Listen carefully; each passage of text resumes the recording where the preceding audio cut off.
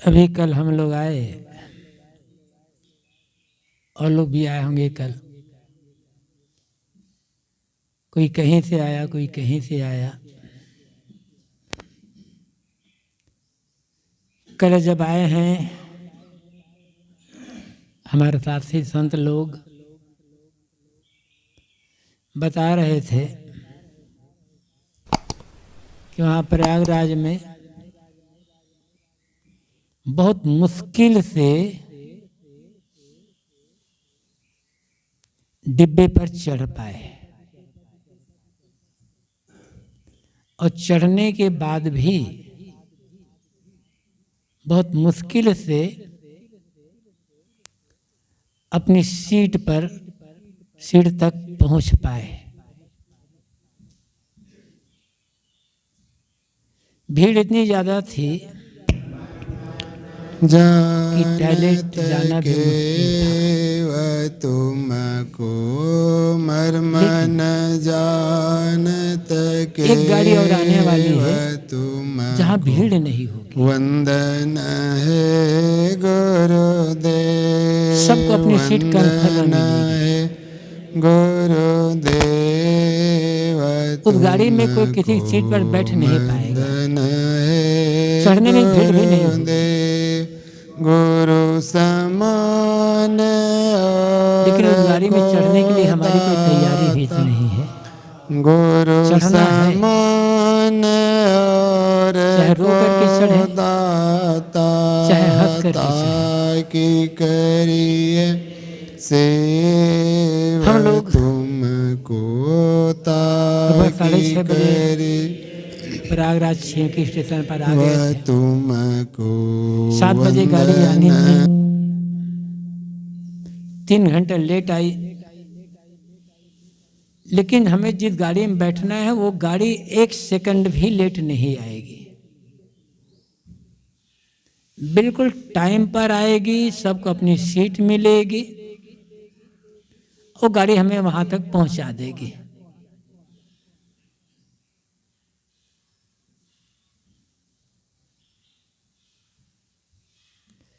किंतु न तो हमें उस गाड़ी की याद होती है, न गाड़ी में बैठने की इच्छा होती है, और सोचते यही हैं कि गाड़ी थोड़ी लेट आती तो अच्छा होता है, लेकिन लेट आ नहीं सकती। उस गाड़ी में बैठने के लिए आज तक हमने कौन सी तैयारी की है? कोई तैयारी नहीं है। तैयारी नहीं होती है, इसलिए उस गाड़ी की याद करते ही मन में दुख हो जाता है, रोना आता है। और लोग रोते रोते उस गाड़ी पर सवार होते हैं। बिरले ही ऐसे हैं जो हंसते हुए उस गाड़ी पर सवार होते हैं। हंसते हुए वही सवार होगा जिन्होंने यहाँ की सारी मोह माया का त्याग कर दिया होगा।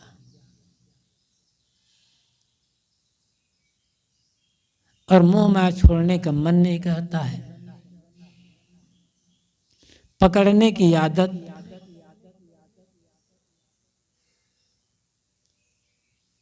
तो कहा जाता है ना,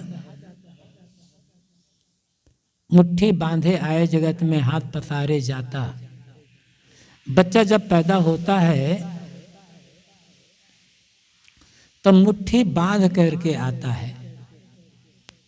तो मुट्ठी बांध करके आता है तो घोषणा करता, मुझे जो पकड़ेगा ना मुट्ठी में कसकर पकड़ कर रखूंगा। हालांकि पकड़ नहीं पाता है, लेकिन ये घोषणा करता है, मुझे जो मिलेगा कसकर पकड़ करके रखूंगा। बस जो मिलता जाता हम पकड़ते जाते हैं, पकड़ते जाते हैं, पकड़ते जाते हैं। ये जो पकड़ने की आदत है, ये आदत छूट जाए, उस मौत की गाड़ी में रोते हुए बैठना नहीं पड़ेगा।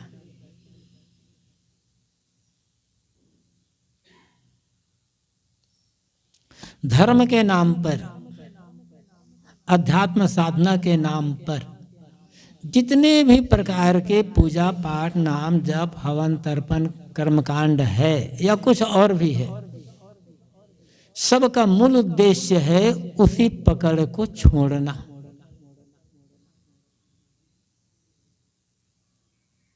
चाहे कोई पूजा करे, पाठ करे, नाम जपे, माला फेरे या कुछ और भी करे, लेकिन उद्देश्य उस पकड़ को छोड़ना ही है।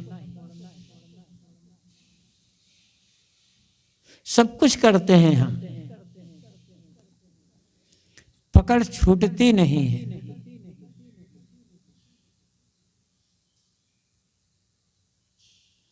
हमारी पकड़ छूटती जा रही है। यह हमारे मन में कोई पकड़ नहीं है, चाहे वो पकड़ पैसे की पकड़ हो, खाने पीने की पकड़ हो, घूमने फिरने की पकड़ हो, मान सम्मान पूजा प्रतिष्ठा की पकड़ हो, कुछ भी पकड़ हो, वो पकड़ छूट रही है या नहीं छूट रही है। पहचान क्या है? बस एक सीधी सी पहचान है।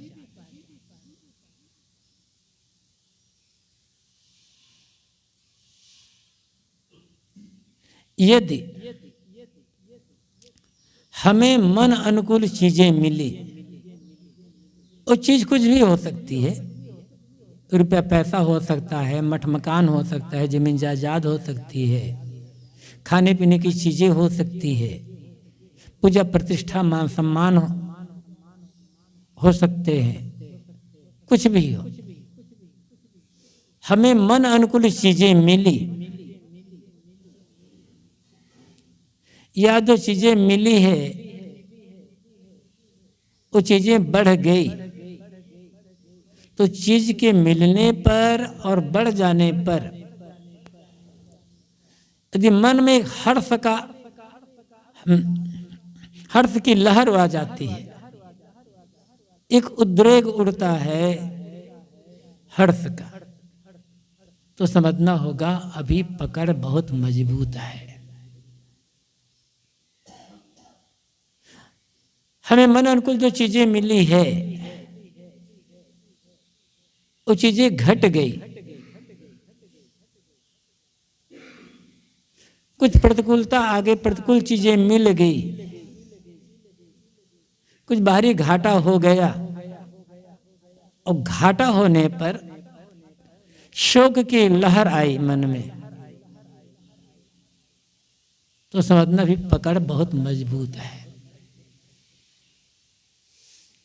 चीजें मिलेगी, छूटेगी, बिछड़ेगी, अनुकूलता आएगी, प्रतिकूलता आएगी, घाटा होगा, मुनाफा होगा, अनुकूलता होगी, प्रतिकूलता होगी, सब कुछ होगा,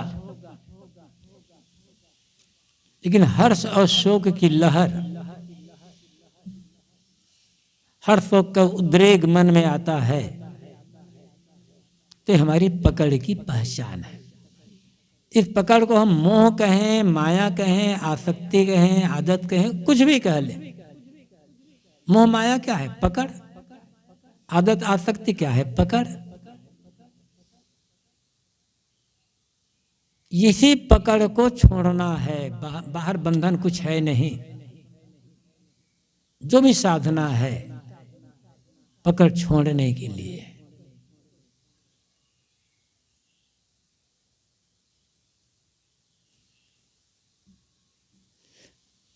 अनुकूल चीजें मिलती है, ठीक है, मिल गई, उपयोग कर ले, अपने लिए, दूसरों के लिए, सेवा साधना के लिए उपयोग कर ले। चीजें छूट गई, ठीक है, कोई बात नहीं, फिर जो चीजें आवश्यक है वो भी मिल जाएगी। द्वंद्व नहीं होना चाहिए मन में, हर्ष शोक या किसी प्रकार के द्वंद्व। द्वंद्वातीत मन बनाना, यही हमारी साधना का, भक्ति का, सेवा का फल है।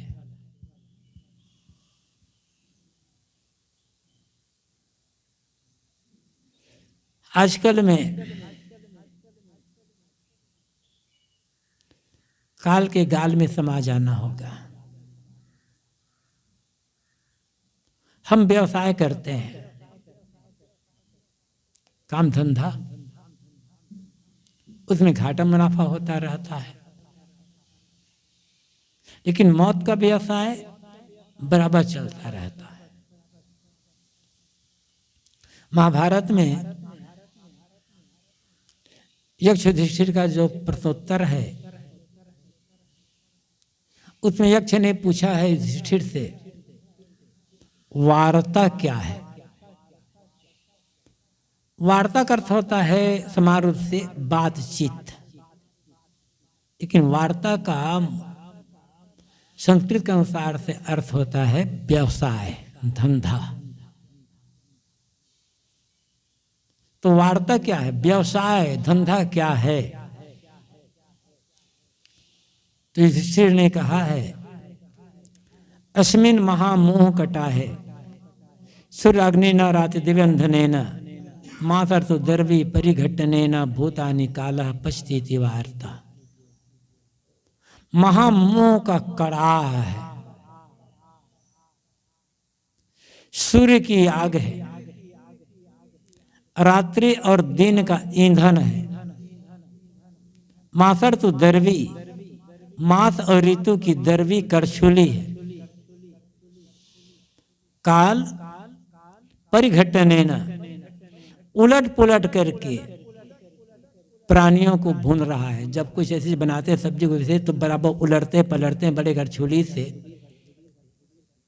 तो काल सभी प्राणियों को मास और ऋतु की दरवी करछुली से उलट पुलट करके परिघटने, परिघटन मतलब अच्छी तरह से भूनना, सेकना, यही वार्ता है, यही व्यवसाय है। और ये काल का व्यवसाय कभी बंद नहीं होने वाला है, अनवरत चल रहा है, अनवरत चलता रहेगा।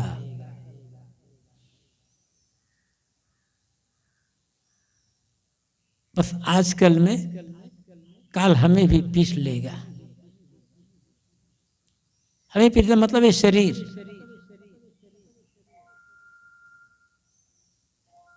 पिसा जाएगा, इसको हम रोक नहीं सकते। लेकिन हमारा जो व्यवसाय है, वो हमारा व्यवसाय बंद होना चाहिए। हमारा व्यवसाय क्या है? राग बनाना, द्वेष बनाना, मोह बनाना, बैर बनाना, ये हमारा व्यवसाय है। मुख्य व्यवसाय तो है सेवा और साधना, लेकिन ये सेवा और साधना का व्यवसाय हम नहीं कर पाते। या तो राग बनाते हैं, या द्वेष बनाते हैं, या मोह बनाते हैं, या बैर बना लेते हैं। और राग और द्वेष, मोह और बैर का व्यवसाय जो हम बना रहे हैं, अनादिकाल से बनाते चल रहे हैं, इस व्यवसाय का घाटा मुनाफा क्या है? हर्षित हो जाना, मानते ये हमारा मुनाफा है। शोकित हो जाना, मानते हैं ये हमारा घाटा है।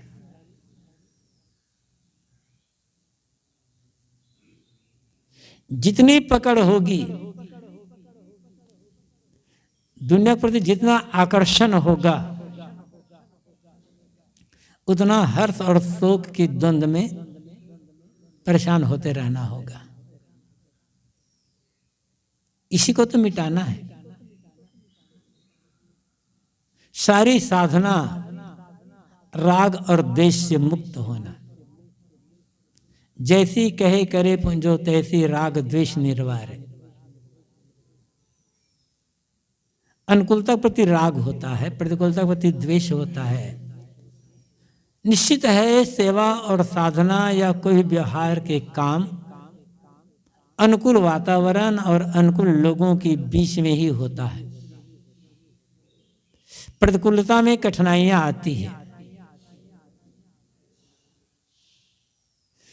अधिक प्रतिकूलता है, न सेवा बनती है, न साधना बनती है, न व्यवहार के काम हो पाते हैं, सब अनुकूलता में। लेकिन न अनुकूलता रहती है न प्रतिकूलता रहती है।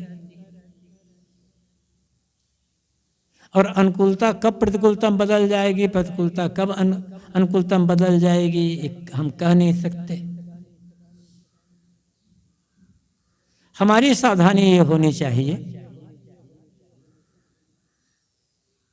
कि अनुकूलता में राग न बनने पाए। चिपकने की आदत है ना हमारी।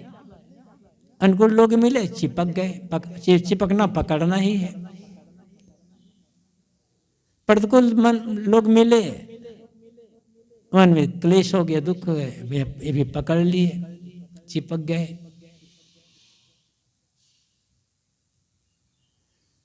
अपने मन को हमें निरंतर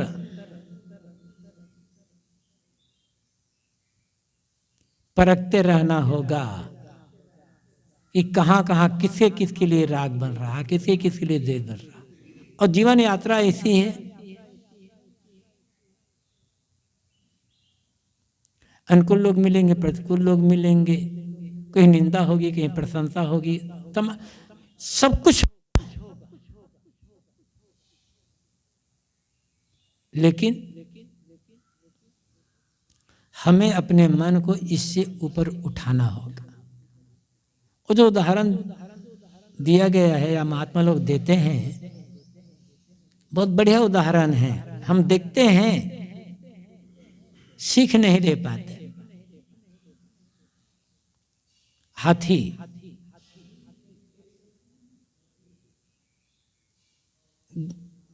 गांव की गलियों से गुजरता है, कि मांगने वाले लोग आते हैं। वैसे भी हाथी को गांव में देखते ही कुत्ते भौंकने लगते हैं।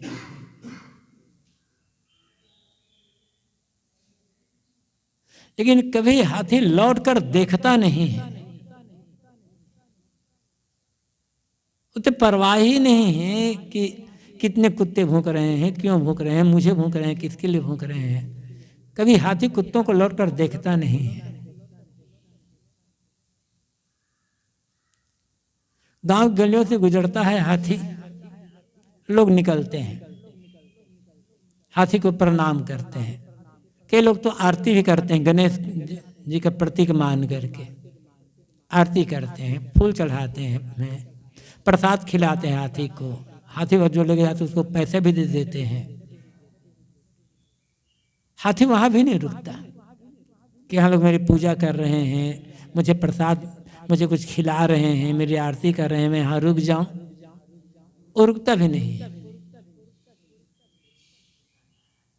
उसे न तो कुत्तों भूखने की परवाह है, न पूजा प्रतिष्ठा जो कर रहे हैं, प्रणाम कर रहे हैं या उसे खिला पिला रहे हैं उसकी परवाह। आगे निकलता चला जाता है।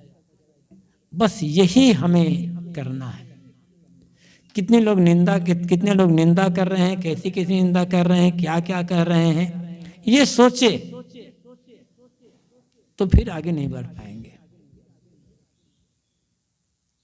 देखो हमारे यहाँ इतने अनुकूल लोग हैं, इतनी हमारी आवभगत होती है, हमारी ऐसी पूजा होती है, ऐसी प्रतिष्ठा होती है, कितने हमें लोग भेंट चढ़ाए, क्या क्या फल लाए। मन में यदि बात आई,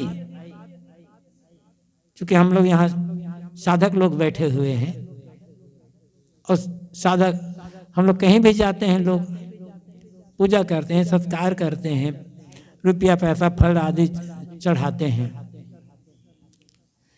यदि जो चढ़ाया जा रहा है उसको देख करके जरा से भी खुशी हुई ना, तो समझना भी बहुत बंधन बाकी है, बहुत ही बंधन बाकी है। क्योंकि लोभ है। अभी खुशी होने का मतलब क्या है? पकड़ है, लोभ है। वो पैसा नहीं मिलेगा तो घाटा कौन हो जाएगा, कम मिलेगा तो घाटा कौन हो जाएगा। तो न तो निंदा की परवाह, न प्रतिकूलता की परवाह। ये हमारे साधना का फल होगा।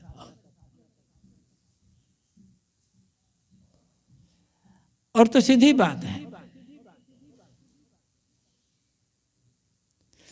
प्रशंसा की चाहना छोड़ दें। लोग मुझे अच्छा कहें, अच्छा माने, मेरे लिए अच्छा सोचें, अच्छी धारणा रखें, ये चाहना जितने छोड़ दिया, उसको निंदा कभी भी परेशान नहीं कर सकती है।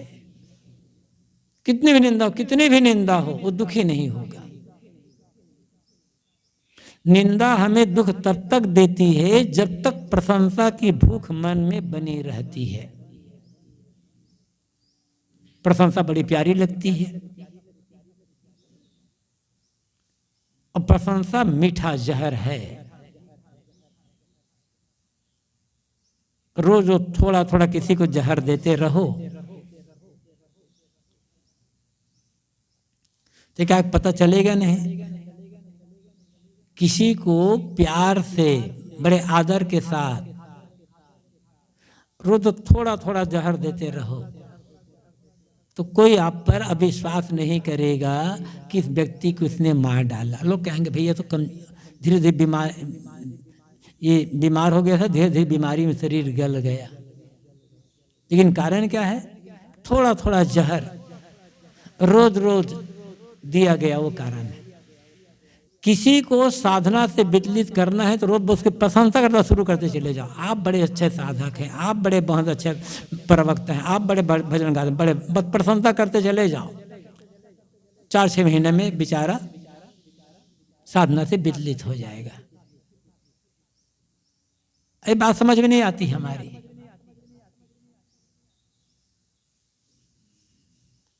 यही तो पकड़ है ना, और ये पकड़ छूट जाए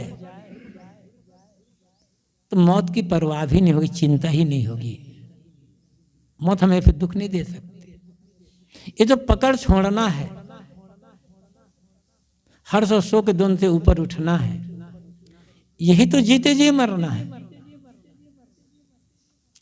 शरीर की मौत के लिए हमें कुछ नहीं करना है। समय बीत रहा है, बस हम धीरे धीरे उधर आगे बढ़ ही रहे हैं। जीते जी मरने के लिए साधना क्या है? जीते जी मरना। और जीते जी मरना बहुत कठिन होता है, बहुत कठिन है। सारी साधना जीते जी मरने के लिए, वही जीते जी मरना यही है। हर्षों के द्वंद्व से ऊपर उठ जाना, राग द्वेष से मुक्त हो जाना, ये जीते जी मरना है। वास्तविकता का वो तो परम शांति है, परमानंद है। या अपना जो स्वरूप है, जो निर्मल निर्विकार, उसका पता कब चलेगा? सदगुरु कबीर ने कहा है ना, तब जानिया जब जीवत मुआ। जीवन की वास्तविकता तब समझ में आई, अपने स्वरूप की वास्तविकता तब समझ में आई। वो परम शांत, परमानंद, परम सुख का अनुभव तब समझ में आया जब जीते जी मर गया।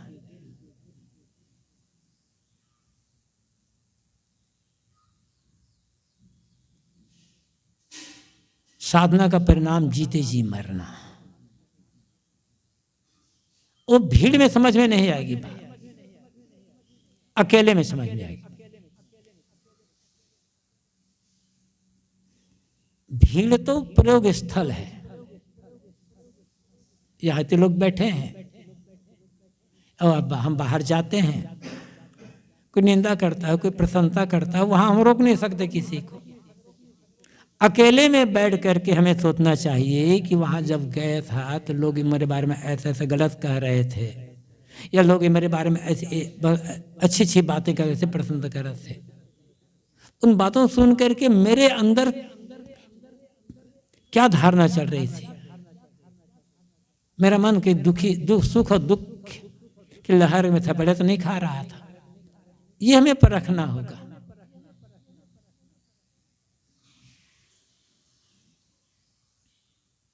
और ये परख हम नहीं कर पाते हैं। कुछ लोग नहीं करते थे, नहीं करते हैं, बहुत थोड़े लोग करते हैं, और वही लोग ऊपर चले जाते हैं। धीरे धीरे ऊपर उड़ते उड़ते एकदम महान हो जाते हैं। हमें यही करना है, अकेले बैठ करके रोज अभ्यास करना होगा कि आज जो कुछ भी मुझे मिला, कहा सुनी हुई, उस सब के परिणाम में अभी मेरे मन की स्थिति क्या है और उस समय स्थिति क्या थी।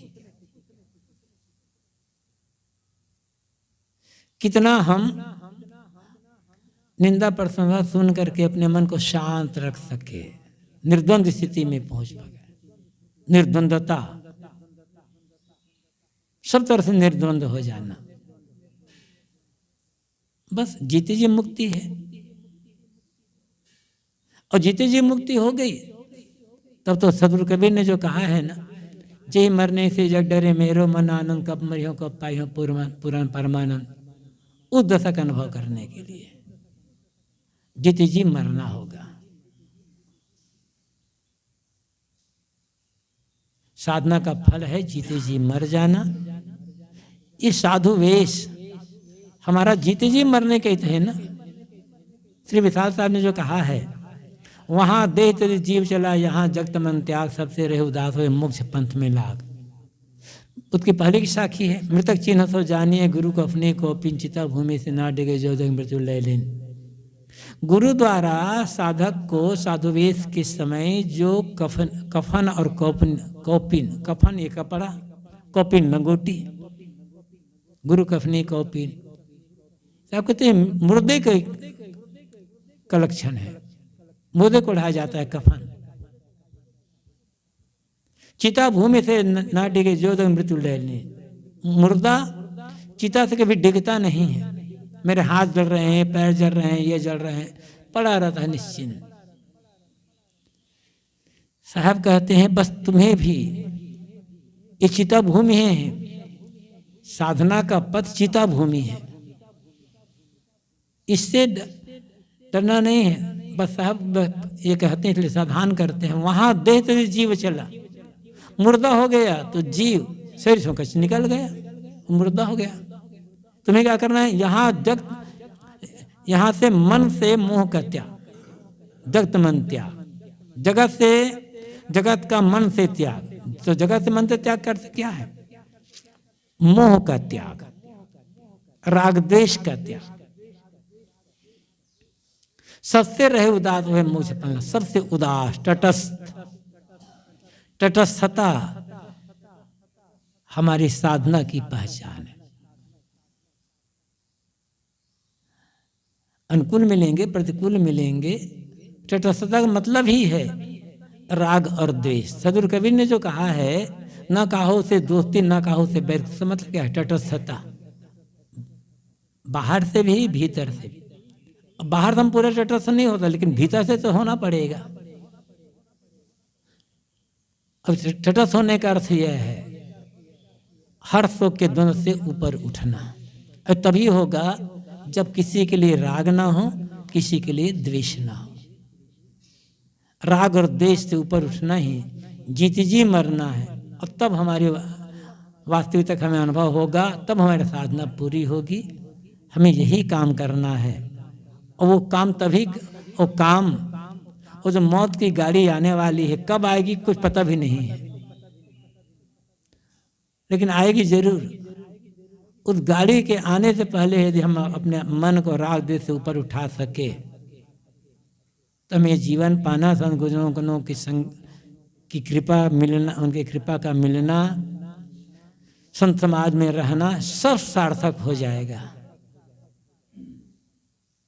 फिर सदगुरु कबीर ने जो कहा है, बसे आनंद अटारी, उस आनंद अट्टालिका में निवास हो जाएगा सदा सदा के लिए। यही काम हमारे साधना का फल होगा।